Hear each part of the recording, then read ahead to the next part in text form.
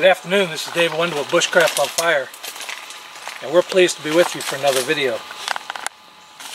I want to talk a little bit today about another part of our bushcraft experience and learning, and one of the things that I want to do is show you how to set up a camp.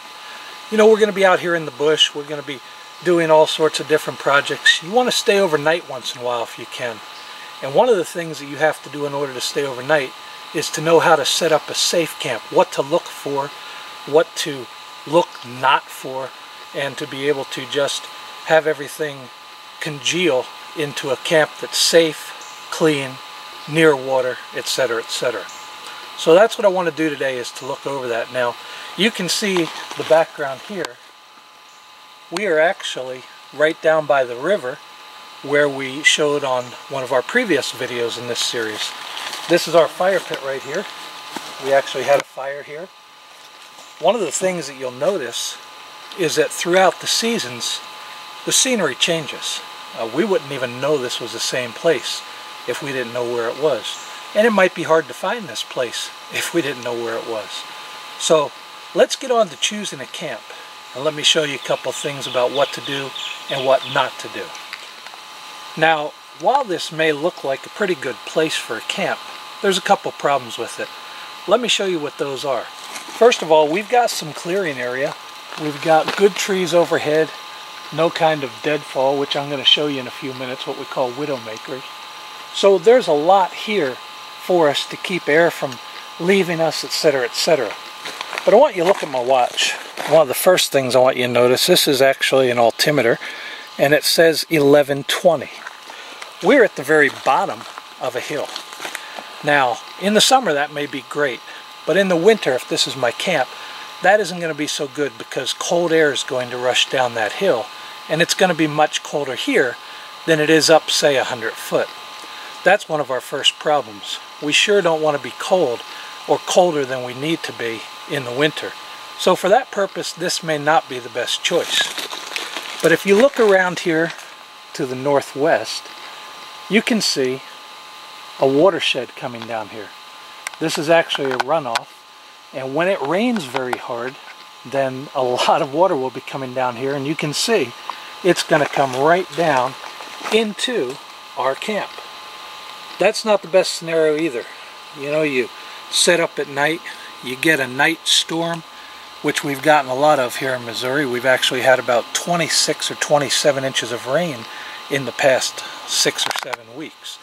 So you get this all of a sudden storm come down and have torrential water running into your camp, you're pretty much going to be flooded out. But there's another problem with water, and let me show you that. Come on and follow me.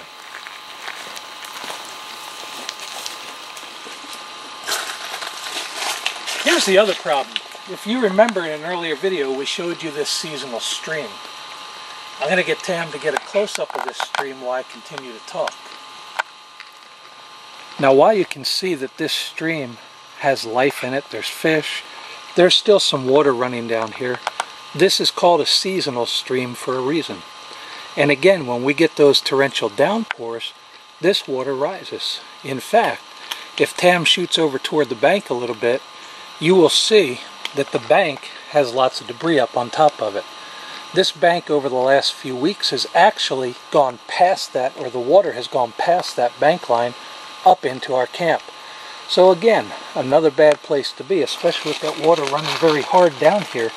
You're going to have problems where you can end up really getting flooded out or be in serious trouble losing gear or possibly even your life if the water was going fast enough. So just another reason not to choose a place 20 foot off of a stream bed for your temporary or permanent camp.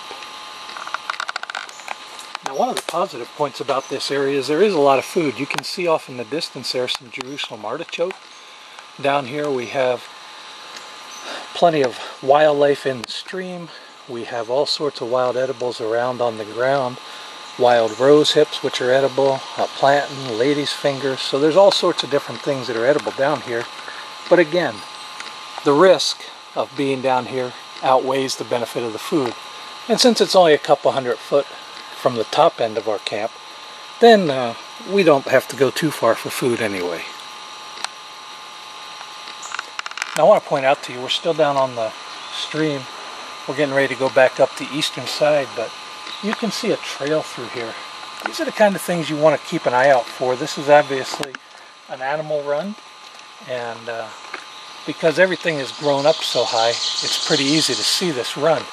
In fact, if you look directly north of Tam where she is, you can see our semi-primitive shelter. Well, it's pretty well hidden. You couldn't see it if you weren't actually looking for it, but it's there, and we'll get around here and take a little bit closer look at how it's doing. But that's where we're at right now on the property, so let's go ahead and go over there and take a look. Alright, I'm standing next to a semi-primitive shelter that we built, and you can see it's in a little bit of disrepair. We haven't been down here for a while, and the reason for that, as you can see, is that this woodland is very, very thick. Well, Missouri's known for the land of the ticks. We have ticks and chiggers around here, and they'll get you if you're not watching out, if you're not watching where you're going. So we're pretty careful about where we walk during the spring and summer months. I've got a lot of requests, why do I wear shorts out in the bush when it's summertime? Number one, humidity today is about, I don't know, 85 to 95%. We had some thunderstorms this morning, and so the humidity is very, very high. They say the heat index today is going to be over 100. One of the reasons I wear shorts is to keep it cool. The other reason is I've got a pretty good sense of touch. So if I wear shorts and ticks get on me, I can actually feel the ticks on my legs instead of having them crawl up my pants and get into areas where I can't feel, areas where I can't see. So for me, it's a little bit better. I guess to each his own and whatever someone wants to do, but generally if I'm going in tick-infested bush and it's summertime, tick time, then I'm going to go ahead and keep myself in shorts as much as I can. So would I use this semi-permanent shelter as part of my sheltering system as a place to camp? Well, I certainly could. It's up a little bit from the river. We're up, 20 foot probably. We're at 1,140 foot right now. So we're up 20 foot from the river. The river's probably not going to rise that high. Although I might walk out of the shelter in the morning and walk into a stream if we had a thunderstorm. But I could use this, but again, there's some problems. Again, we have another one of these washes coming right down through here. We knew that when we built the semi-permanent shelter, and honestly that wash doesn't come into the shelter area, but it gets close enough that it may not be a place that we want to be in a heavy downpour in a thunderstorm. Also, if you look overhead, you can see some pretty tall trees.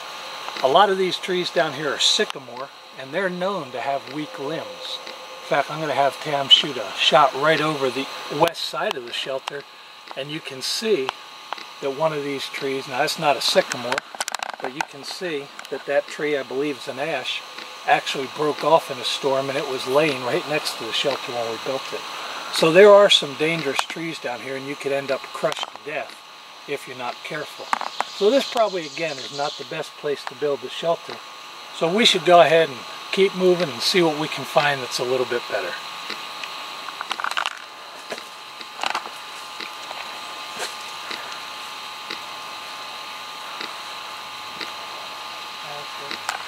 Alright, now we're on the east side of our secret spot area, and you can see right behind me here the rock outcropping. That rock outcropping is what actually shows me my exit boundary. And we're up a little bit, say 60, 70 foot from the bottom of that hill. Now, as you saw, it's tripped straight up, by the way. This could be an area that I could stay in. Might not be too awful bad. It is pretty steep, so I'd want to be careful building a shelter here. But if I built behind a log like this, put a bunch of leaves behind a log, I might be able to have a pretty decent shelter that would keep me overnight if I needed it. But again, because of the logistics, because of just the steepness of it, there's a little ravine down in here. I could use that ravine. All different possibilities. This just may not be the best spot.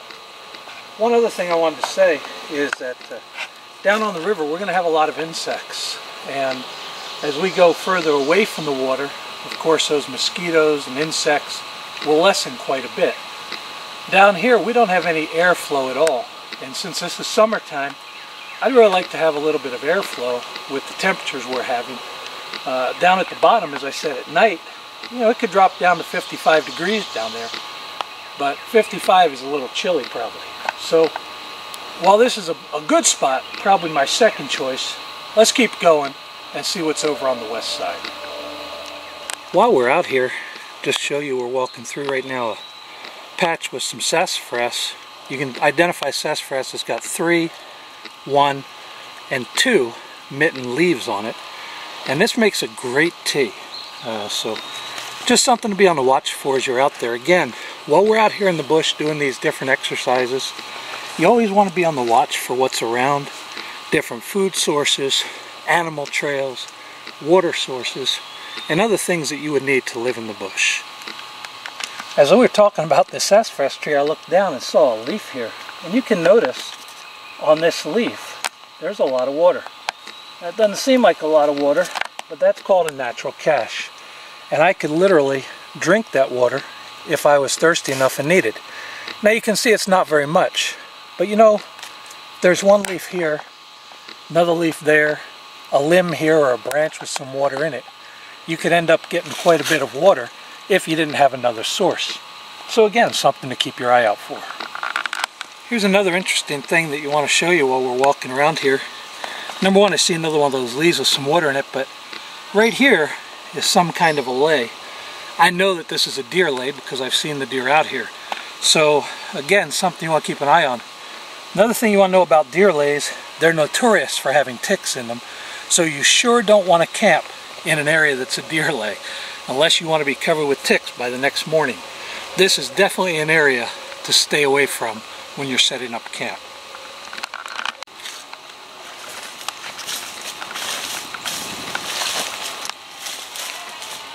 Well, we're on the north and the west side of the camp now, of the secret spot area, and if you look around you can see it's a little more clear out here. There aren't all the brush and different things on the bottom. Got some wild edibles right here. A wild blackberry. Good stuff.